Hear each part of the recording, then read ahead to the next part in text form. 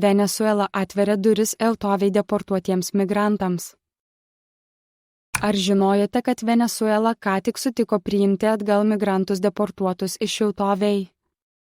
Tai svarbus pokytis migracijos politikoje, paliečiantis tūkstančių žmonių. Kodėl Eutovei tai daro ir kokie bus šio sprendimo padariniai? Sužinokite daugiau. Kiekvieną dieną tūkstančiai migrantų siekia geresnės ateities, bet jų kelias kupinas pavojų. Ar Venesuela taps jiems naujų namais, ar tik laikinų sustojimų? Politikos sprendimai gali pakeisti žmonių gyvenimus, tačiau jų istorijos lieka šešėlyje. Šis abiejų šalių veiksmas rodo, kaip migracija tampa ne tik regioniniu, bet ir globaliu klausimu.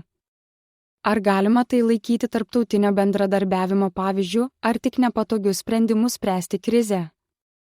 Tai klausimas mums visiems. Migracijos problemos liečia visus. Pasidalinkite šiuo vaizdo įrašu ir išsakykite savo nuomonę. Tik kartu galime paskatinti teisingumą ir rasti humaniškus sprendimus šiandienos migracijos iššūkiams. Apsilankykite mūsų kanale, sužinokite daugiau ir tapkite permainų dalimi dabar.